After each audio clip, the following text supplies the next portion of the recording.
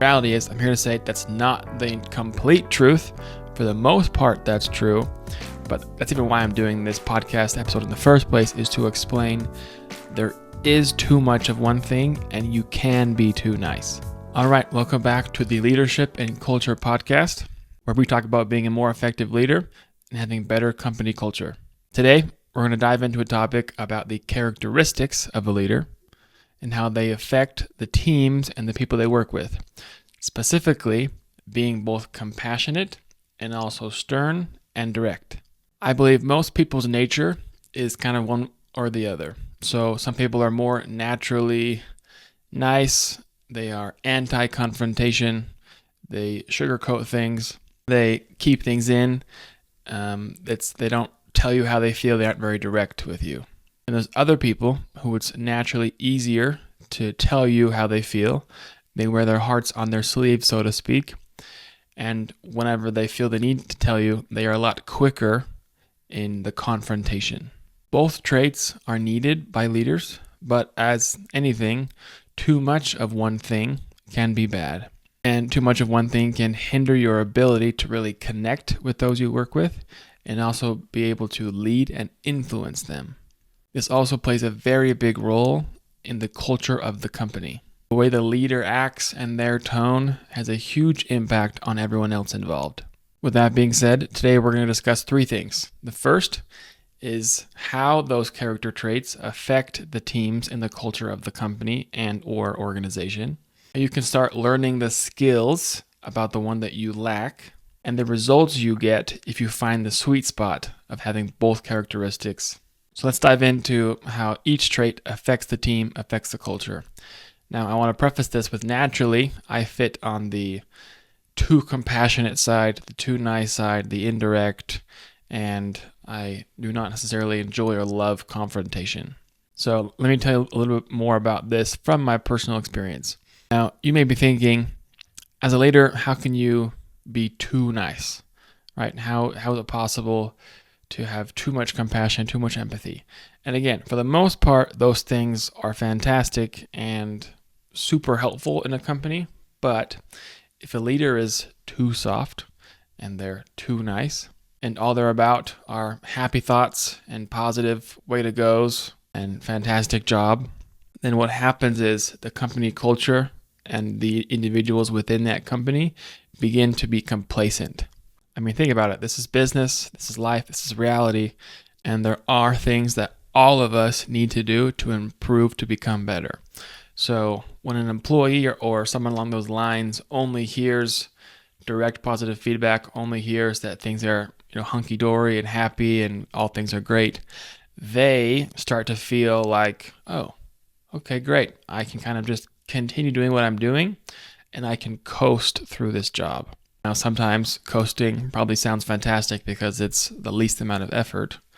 But if we're talking about actually reaching goals of a company, for individuals, even for you as a leader, then being too soft and having the result of complacency within the company is not going to let you be an effective leader, and it won't lead to you actually reaching the goals that you've set with the company and the goals that the employees themselves have set for their personal lives. So for a story, I used to work in a company that this happened to them. So, they were fantastic at appreciation, at positive feedback. They had a very solid, happy work environment. And don't get me wrong, for the majority of the time, it was fantastic and it was a really great place to work. However, the leadership team and their idea of always being positive led to all of us within the company kind of getting to that stagflation. Or in other words, we weren't growing and we weren't accomplishing the goals that we had set as a company. And I myself even noticed it. I noticed that I felt like I could kind of just do the same things I was doing always and nothing would happen because all I would get is, good job, way to go, keep it up, right? Now, I will explain later in the podcast at how they remedied this problem, and it will give insight on the idea of how being direct and stern can help a lot of these things. But for now, I want to flip the script to when leaders are the opposite and they're a little more aggressive, a little more stern, a little tough, a little more like cattle drivers than they are leaders leading other people. Now, this one's a lot more easier to portray because, we've heard the horror stories, we've seen the media, it's in TV shows, it's in movies. It's when the leader is way too basically much of a jerk to who they work with, and they don't care about them individually. To them, remember, they're just kind of a cog in the wheel, and they're trying to accomplish the leader's goals. So obviously, if you're like this and you set unrealistic standards, you're writing your team to reach the numbers, you don't show empathy, and you have a hostile work environment, then no one in that team is going to be happy. Now here's the thing, short-term goals may be hit as you write a team, but long-term, people are going to be unhappy. They're not going to want to share their ideas and share their vulnerabilities to try and solve problems that they see. There will not be positive communication within the company or the team. And as a whole, the company cannot succeed when those things are taking place on a daily basis.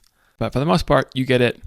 Most people have dealt with this at some point in their life. I've had bad leaders, bad coaches, kind of all of the above, where I noticed that, I'm not happy, and I would way rather have someone who actually cared about me, and I'd way rather work harder in a different environment than the one I am in now. So the result of this character trait being used too often is unhappy employees. They're unsatisfied, unfulfilled. Leadership is actually stressed out because they're always chasing that new number, and they don't feel confident in what they're doing and that they can accomplish the goals they've set because they have to ride the employees. And for them, it is a stressful work environment. And the biggest thing is they're unable to positively affect anyone. The good thing is no one has to stay in one particular bucket and keep fighting an endless battle trying to change their skills. Characteristics are skills that can be changed through knowledge, effort, and quick feedback, and the ability and the desire to change. Now, what I'm about to go into is not necessarily anything new as far as how to learn new skills. I'm sure you could find various options and ideas on how to do this. I'm going to share what worked for me, what I did. And on a side note, this idea of not teaching things that are new, but more so just reminding with a little more specific description is often more important than just the teaching. And I've seen that in my life is I had to remind a lot more than I was teaching anything new. Anyway, if you look at the big picture, leaders are always in this situation. They have to do uncomfortable things. They have to do hard things. They have to go against the grain, and they have to be on a continuous journey of improvement and change. And this requires being in reality, giving or having harsh feedback or necessary feedback sometimes, putting in the effort to change the hours, and focusing on growth and being humble enough to focus on growth. The best leaders that I know do these things on a regular basis because they're always aware of where they're at and where they need to be, and they are not okay with just coasting through life. And what's crazy is this is the exact same thing for any company, team, organization. All the principles are the same. You have to make changes, put in the effort, try and grow, try and improve, and have the self-awareness to understand where you're at and where you need to be. So let's dive in. If you're someone like me who's a little too much on the nice side, here's what I had to do to make changes in my own life. First, I had to realize that what I was doing was not going to make me as good as a leader as I could have been. I needed understanding to realize that I needed to take new actions and also understand the why behind I was going to take these new actions. And some people, like if you were me, thought there was no way being too nice is a bad thing. There's no way if I'm being kind to those I work with all the time, it's going to somehow make them upset or cause any problems. The reality is, I'm here to say that's not the complete truth. For the most part, that's true. But that's even why I'm doing this podcast episode in the first place, is to explain there is too much of one thing and you can be too nice. And so to help me understand the gap that I had is I observed other leaders that I knew, that I heard of, that I was following, and I saw what they did, and I took into account their actions versus my actions. So to start, think of leaders that you're aware of, that you know, that you have dealt with personally, that you follow on social media, you follow on whatever YouTube, whatever it is, and see if they are only always positive, giving way to go, slap on the backs, happy, happy, happy, and never do any sort of corrections or directness with their teams. You want to look for evidence and proof that you're in the wrong and that there is another option. So now that I understood that there was room for improvement for me, I had to then understand that I was about to be uncomfortable. And I know you've probably seen the 7,000 LinkedIn posts of you have to get comfortable with feeling uncomfortable. It's a bit of a cliche. Yes. Is it true? Yes, I believe so. So now where it gets hard, I had to actively look for opportunities and situations where I could practice changing. And I had to look for those situations where I knew personally that I was going to be too sugarcoaty, that I was going to be too compassionate and not direct enough. And then I had to force myself to basically do the opposite of what my nature was. So there's going to be times where employees aren't doing what they're supposed to do, where there is complacency, where there's a lack of effort, or doing whatever it is that you're aware that those actions do not align with your desires to reach the goals that everyone set. So now you know that there are problems to address and that there's going to be opportunities, like there's a meeting coming up and you know, oh, I could address some things in that meeting, or hey, I could call a meeting, I could have a one-on-one with someone, and then there I could address the problems and do the practice of the opposite of my nature, like I've said.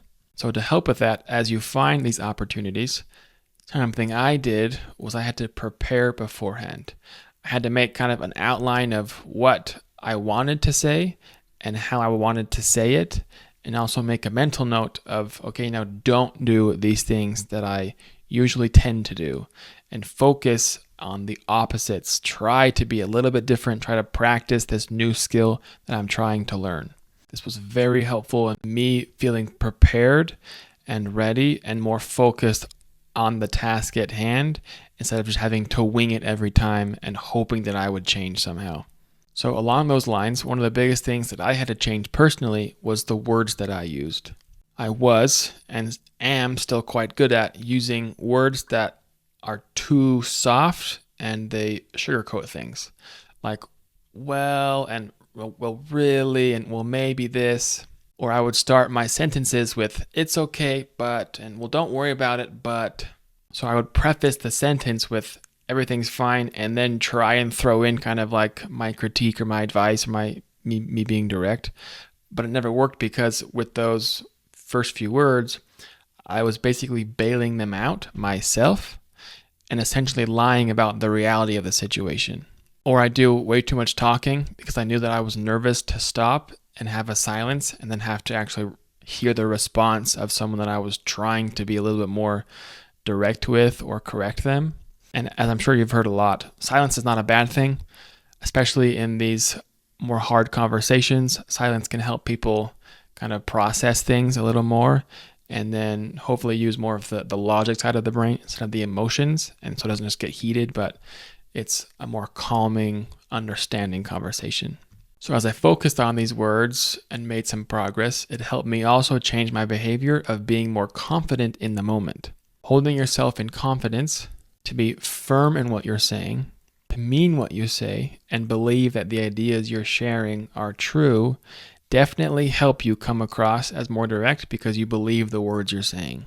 You can't be flimsy in these situations because in order to get the result you want of change and a respectful relationship, then you have to be a little more firm in what you're saying and how you're doing it in order to get the result you want. And trust me, I am speaking about this from personal experience. Now, there's a big caveat here.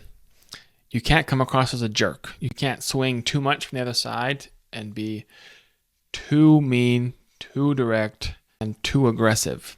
So let's talk about that. If you're on this side of the scale and would like to learn the skills to come back to the little more nice, compassionate side. Again, the first thing you have to do is understand there is a better way of doing things and there are new approaches that you can take. So recognize that there is a problem and that you can change the way that you interact with your team. In a similar fashion, preparing beforehand is a huge help. And I get that sometimes there will be one-off situations where you act quickly and just naturally, so don't get too upset if you don't change overnight with this new skill. But I promise, as you look for the opportunities, as you're trying and you're trying to be more self-aware of what you say and how you say it, you will start to see the results and the progress that you want. So take the time to outline what you would like to say, how you would like to say it, and take the time to understand, if you were the person you were talking to, how they would like to receive the news or the critique or whatever the advice is you're giving, or even just how you communicate with them. Try to put yourself in their shoes, and I think that helps a lot in this preparation, so you can come from both sides of what I'm feeling and what they're likely going to feel. A fantastic way that I've found to start off and kind of learn this skill and soften the blows of being a little too aggressive is to start off with some sort of appreciation or recognition. This helps the person or the persons you're talking to talk to them and not at them. It helps them understand that you're aware of them and that they're not just another employee, they're not just a number or a cog in the wheel, that you actually care. This helps with being more genuine. Now, some may say, what if there literally is nothing that I can appreciate or recognize about them? I promise, if you take the time to look at the past work that has been done, you can find something, some sort of silver lining that is positive, and you can highlight that.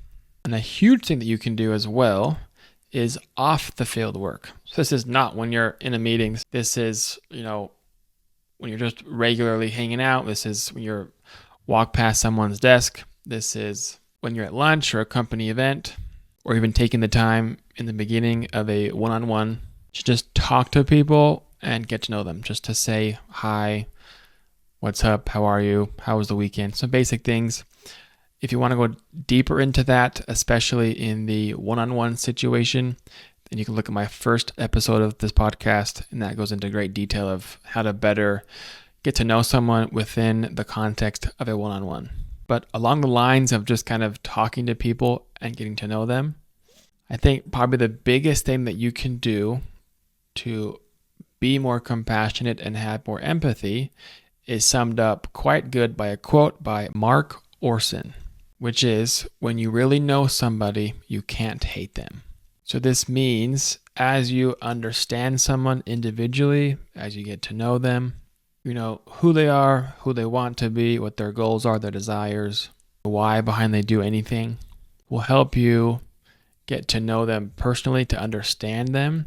And then, like the quote says, it's much, much harder to have distaste for someone if you actually know them. So this is a great skill to practice and will help you come across and actually change your nature to be a more genuine person. So, long story short, don't be afraid to ask questions. Don't feel like it's going to be awkward to dive deep and actually take the time to get to know someone and become friends with them.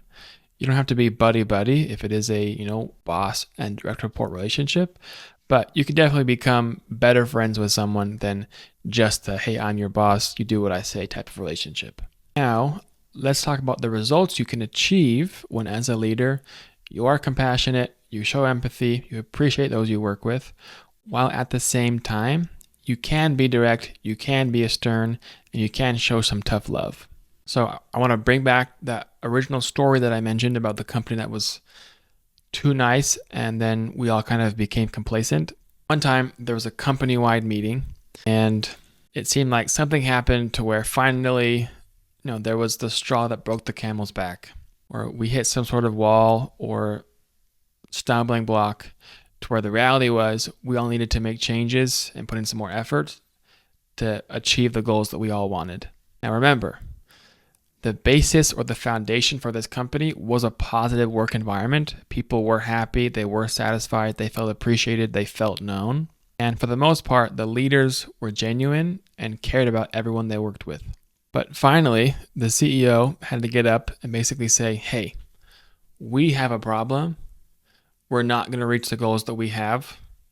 There isn't enough effort being put in from everyone, from the team. We aren't going to hit our goals. We're not hitting our goals, and we're slacking off.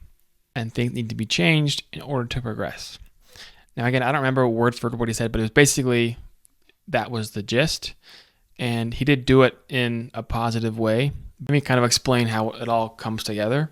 So after he did that, literally the rest of the meeting was people from every department, from executives to frontline customer success reps, started to share the appreciation they had for the company, the joy they had to be able to work at this company, and then share their excitement and things that they wanted to change in order to reach the goals that we had set as a company. Essentially, everyone was sharing comments and ideas and thoughts, rallying together about, oh, shoot, okay, you're right. There is a problem. There is a gap between where we are and where we want to be. Now let's go change and become better people to fix it.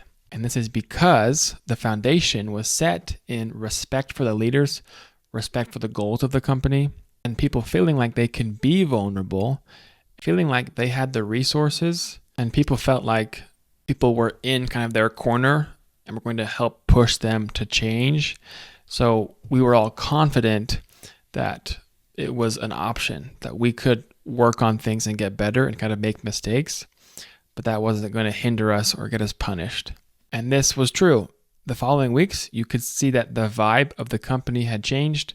There were, discussions within employees talking about the new, the goals that were set, bringing up ideas of how to solve problems.